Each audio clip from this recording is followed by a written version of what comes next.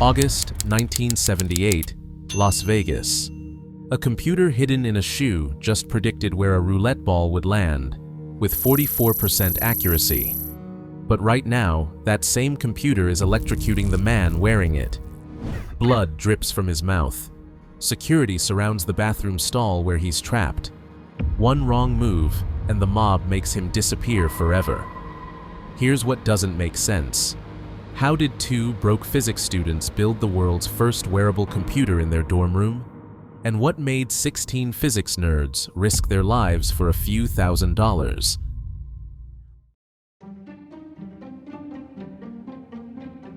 Rewind to 1975, California. Two graduate students stare at a roulette wheel in their dorm room. Not playing, calculating. Eudaemons Farmer and Norman Packard aren't gamblers. They're scientists with a wild theory. Roulette isn't random at all. Every spin follows Newton's laws. Every bounce obeys physics. And if you can measure the wheel's speed and the ball's velocity in real time, you can predict exactly where it lands. Their friends laugh. Einstein himself said beating roulette was impossible without stealing chips. But Farmer and Packard see something everyone else missed. What if you didn't need to predict the exact number? What if predicting just the section was enough? They need proof. So one night, they walk into a Vegas casino wearing baggy shirts that hide a tape recorder and microphone. Every time the wheel passes a fixed point, tap. Every time the ball circles, tap. For 6 hours, they record the secret rhythm of chance itself. Security watches them lose $200 and dismisses them as harmless tourists. They have no idea these tourists just stole something worth millions. But here's the thing. Back in their lab, the data reveals a shocking pattern. The wheel has favorites. Tiny imperfections make certain sections 35% more likely to hit. It's not much, but in gambling, a 2% edge makes you rich. They have 35%. Can you imagine having that kind of advantage? Would you use it? There's just one problem. To exploit this discovery in a real casino, they'd need to calculate trajectories in under 4 seconds, before "no more bets" is called. The human brain can't compute that fast. They need something that didn't exist yet. They need a computer you can wear. And if the mob catches them with it, well, let's just say the Nevada desert has plenty of unmarked graves. The real question is, would you risk everything to prove science beats luck?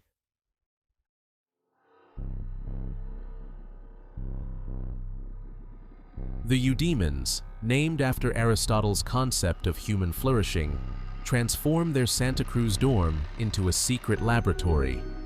But first, they need the enemy's weapon. Through questionable channels, they acquire a professional casino roulette wheel.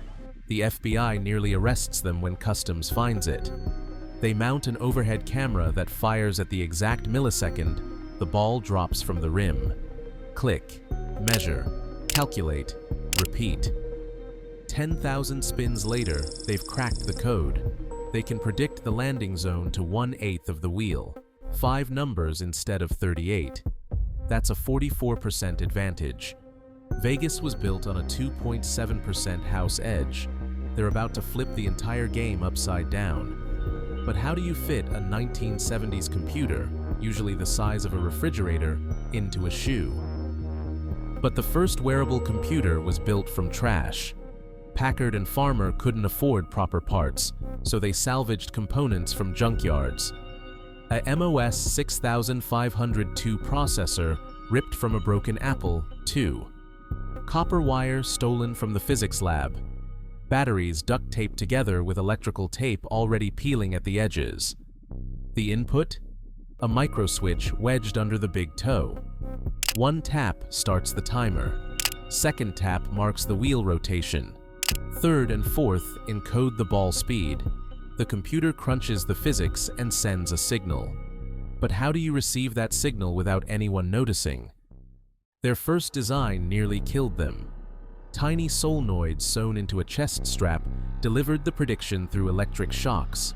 1 zap for Section 1, 2 for Section 2.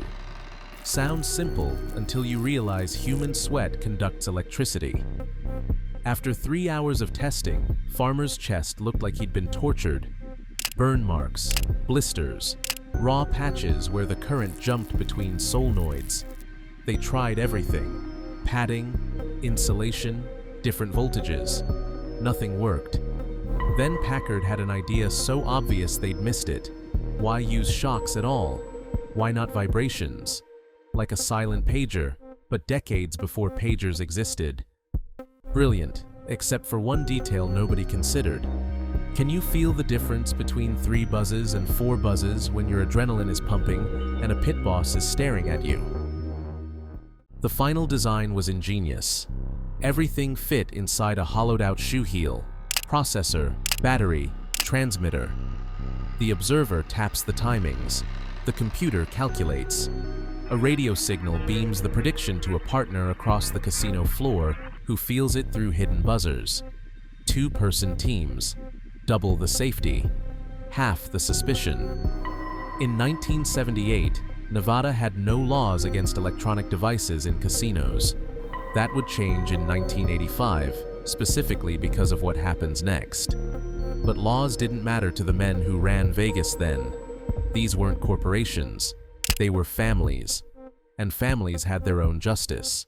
Did these college kids really think they could outsmart the mob with a computer in a shoe? December 1977. First field test. Doyne Farmer enters the Golden Nugget alone, the prototype computer wrapped around his torso like an electronic serpent. His partner waits in a car outside. If Doyne doesn't walk out in 2 hours, call the police. Not that police could help if things went wrong. He sits at a low-stakes table, places a $5 chip randomly to establish pattern. The wheel spins. The ivory ball launches. His toe presses down. Once for the wheel, twice for the ball. The computer processes, then delivers its verdict through his skin. A gentle buzz on his left ribs. Section 3.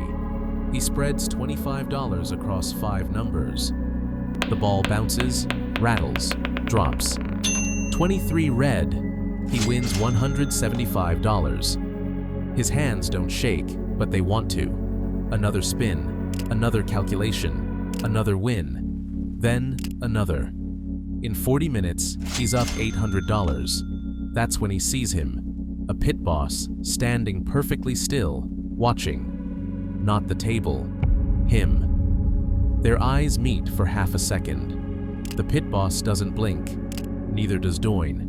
But under his shirt, the computer chooses this exact moment to malfunction. The gentle buzz becomes a sustained shock. Not painful, but strong enough to make muscles twitch. He can feel his left eye starting to spasm. The pit boss takes a step forward. Here's what most people don't understand about casino security in 1977. They didn't need proof. Suspicion was enough. And right now, a 25-year-old nobody has won 16 of his last 20 bets.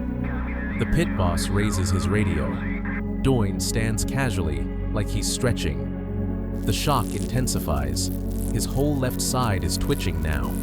He turns toward the bathroom, fighting every instinct to run. 3 steps, 5, 10.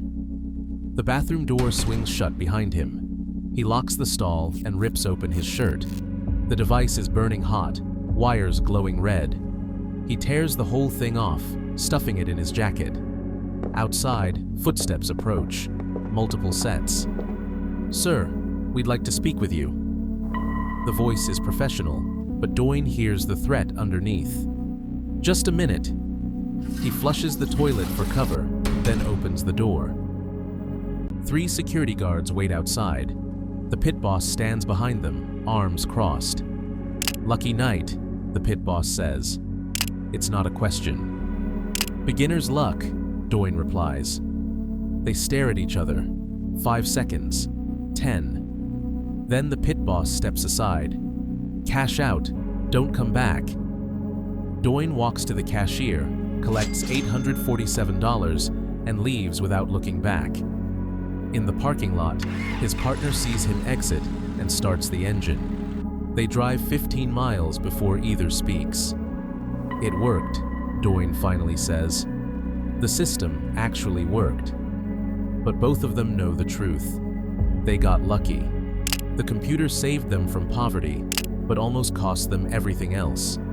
Next time, they'd need a better plan. Next time, they'd need an army. But would anyone else be crazy enough to join them? Would you? Spring 1978. The Eudaemons grow from 2 to 16. They practice in an abandoned warehouse, running 10,000 trial spins until the toe-tap timing becomes unconscious muscle memory. New recruits learn to decode buzzes like Morse code. 3 short, 2 long means Section 5. Everyone gets a code name. They speak in encrypted phrases even in private.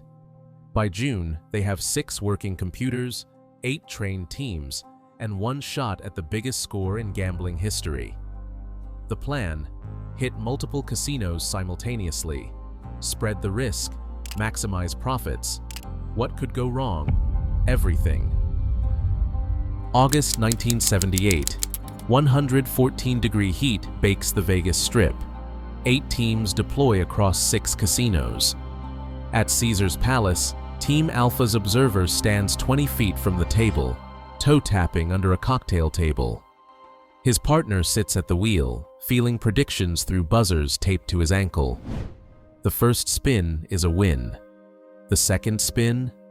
Another win. The third? The observer notices something. A woman in a red dress keeps appearing in his peripheral vision. Same woman, different positions. She's security, and she's tracking him. But he can't warn his partner without blowing cover. So he keeps tapping. 4th win. 5th win. The woman speaks into her sleeve. How long before they make their move? At the Sahara, Team Beta faces a different problem. Slot machines on the new electronic boards are broadcasting interference. Their radio signal keeps cutting out. The bettor receives half a prediction. Was that Section 2 or 7? He guesses wrong. Loses $200. Guesses again. Loses $300 more. The observer tries switching frequencies, but nothing works. They're betting blind now, and the losses mount. Meanwhile, at Circus Circus, Team Gamma hits the jackpot. Their table has a wobble. Just a millimeter, but enough to create a predictable bias. Combined with their computer, they're hitting 67% accuracy. In 2 hours, they're up $3,000. Other players start following their bets. A crowd forms. Attention, the one thing they can't afford. Should they walk away from the hot streak or ride it until security arrives? Then disaster strikes. Team Delta's observer, a young woman named Sarah, suddenly goes pale. She's been standing in the same spot for 3 hours. The wires have been heating up the whole time. Now they're burning through her shirt. She can smell her own skin cooking. But if she moves, if she shows any reaction, they're finished.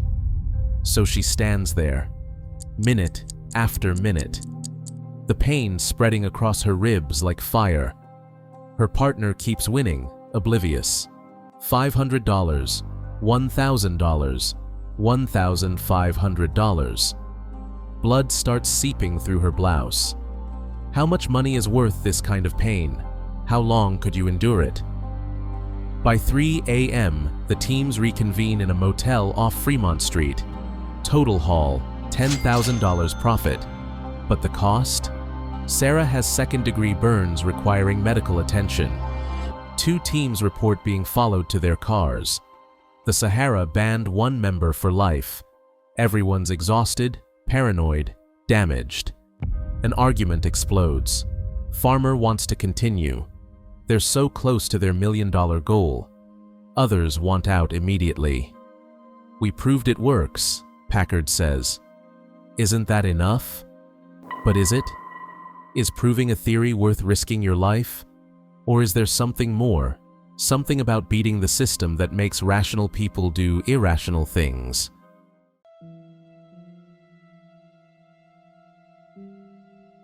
The Eudaemons make 3 more casino runs through the end of 1978. Smaller teams, lower stakes, fewer risks.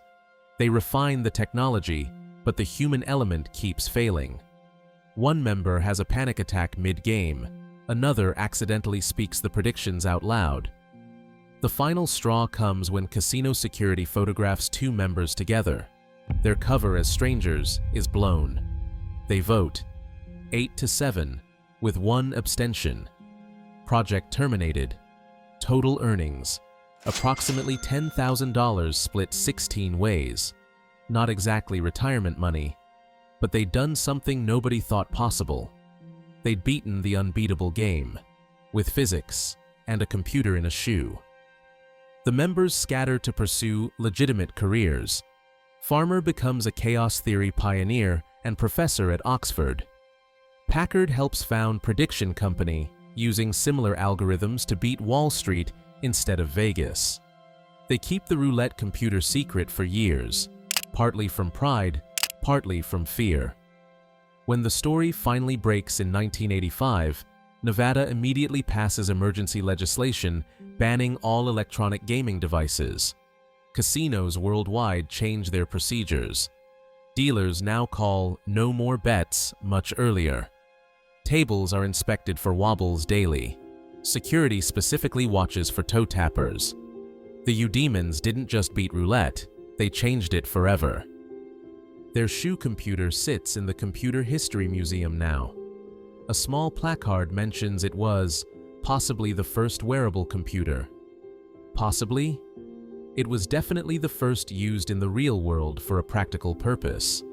Every smartwatch, every fitness tracker, every AR headset owes something to those grad students who asked, what if we could wear our computers? What if technology could give us superhuman abilities? What if the impossible was just physics we hadn't calculated yet? The Eudaemons really proved. Every system, no matter how random it seems, has patterns. Every game, no matter how unbeatable, has an edge. You just need to be smart enough to find it, and brave enough to use it. They turned a 2.7% house advantage into a 44% player advantage. Not by cheating, but by being smarter than everyone else in the room. And that computer in their shoe? It wasn't just about beating roulette. It was about proving that with enough determination, enough intelligence, and enough courage, David really can beat Goliath. Even if Goliath owns a casino and has mob connections. The real question is, what's your unbeatable game? What system have you accepted as random that might actually have a pattern? Because if 2 broke grad students could beat Vegas with salvaged parts and duct tape, what's stopping you from beating your impossible odds? The Eudaemons are all millionaires now, not from gambling, but from applying the same principles to stock markets and tech companies. They learned the most valuable lesson of all. The house only wins if you play by their rules. Change the game, and everything changes. Just watch out for the electric shocks. And speaking of impossible odds beaten by pure genius, you need to see what happened when a different group of MIT students took on Vegas with nothing but their brains. No computers needed. But that's a story for another video.